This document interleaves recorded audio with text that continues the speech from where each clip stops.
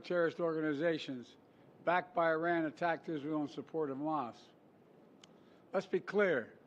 Israel did not launch this war. The Lebanese people did not seek that war either, nor did the United States. Over the past year, including in the days immediately following October the 7th, I directed the U.S. military to flow assets and capabilities into the region, including aircraft carriers, fighter squadrons, and sophisticated air defense battery to defend Israel and deter our common enemy at critical moments.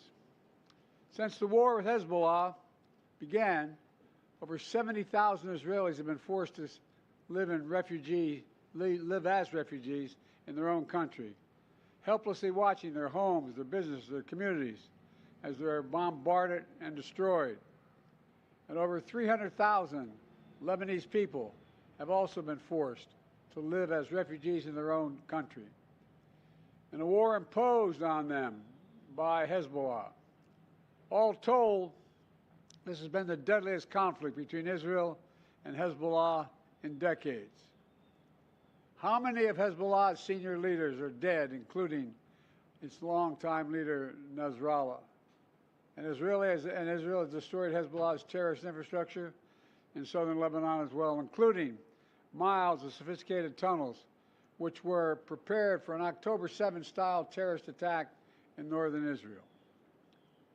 But lasting security for the people of Israel and Lebanon cannot be achieved only on the battlefield. And that's why I directed my team to work with the governments of Israel and Lebanon to forge a ceasefire, to bring the conflict between Israel and Hezbollah to a close. Under the deal reached today, effective at 4 a.m. tomorrow local time, the fighting across the Lebanese-Israeli border will end. Will end. This is designed to be a permanent cessation of hostilities. What is left of Hezbollah and other terrorist organizations will not be allowed, I emphasize, will not be allowed to threaten the security of Israel again. Over the next 60 days, the Lebanese army and state security forces will deploy and take control of their own territory once again. Hezbollah terrorist infrastructure in southern Lebanon will not be allowed to be rebuilt. And over the next 60 days, Israel will gradually withdraw its remaining forces. And civilians on both sides will soon be able to safely return to their communities and begin to rebuild their homes, their schools, their farms, their businesses, and their very lives. We're determined this conflict will not be just another cycle of violence. And so the United States, with the full support of France and our other allies, has pledged to work with Israel and Lebanon to ensure that this arrangement is fully implemented, the agreement totally implemented. There will be no U.S. troops deployed in southern Lebanon. This is consistent with my commitment to the American people to not put U.S. troops in combat in this conflict. Instead, we, along with France and others, will provide the necessary assistance to make sure this deal is implemented fully and effectively. Let me be clear. If Hezbollah or anyone else breaks the deal and poses a direct threat to Israel, then Israel retains the right to self-defense consistent with international law, just like any country when facing a terrorist group pledged to that country's destruction. At the same time, this deal supports Lebanon's sovereignty, and so it heralds a new start for Lebanon, a country that I've seen most of over the years, a country with rich history and culture. If fully implemented, this deal can put Lebanon on a path toward a future that's worthy of its significant past. And just as the Lebanese people deserve a future of security and prosperity, so do the people of Gaza. They too deserve an end to the fighting and displacement. The people of Gaza have been through hell. Their world's absolutely shattered. Far too many civilians in Gaza have suffered, far too much. And Hamas has refused for months and months to negotiate a good faith ceasefire and a hostage deal.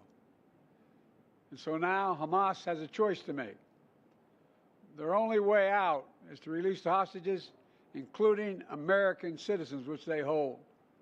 And in the process, bring an end to the fighting, which would make possible a surge of humanitarian relief. Over the coming days, the United States will make another push with Turkey, Egypt, Qatar, Israel, and others to achieve a ceasefire in Gaza. With the hostages released and the end of the war without Hamas in power, that becomes possible. As for the broader Middle East region, today's announcement brings us closer to realizing the affirmative agenda that I've been pushing forward during my entire presidency. A vision for the future of the Middle East where it's at peace and prosperous and integrated across borders.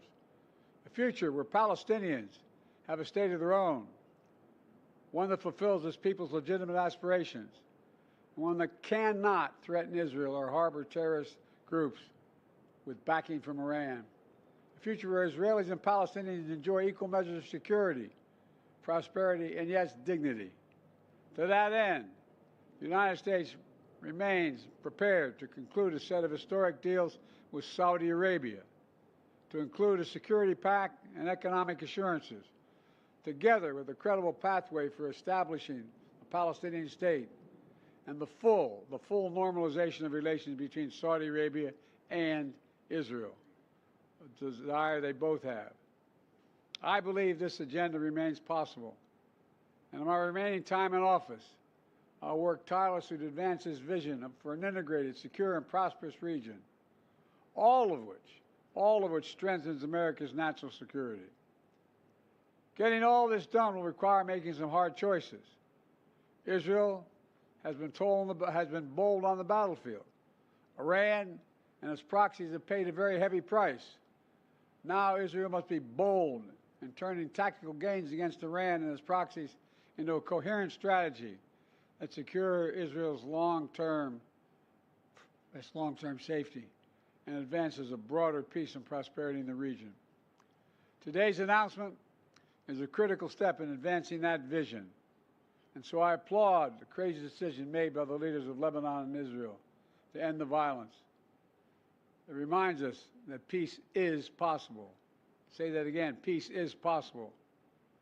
As long as that is the case, I will not for a single moment stop working to achieve it. God bless you all, and sorry to keep you waiting so long. May God protect our troops. Thank you. Mr. President, will you get a ceasefire in Gaza before leaving office? Ask me how I get a ceasefire. I think so. Hold on. Train. How is this push any different from the previous ones? Never seen that. Shouldn't be reported. What? Mr. President, what have you told the new administration?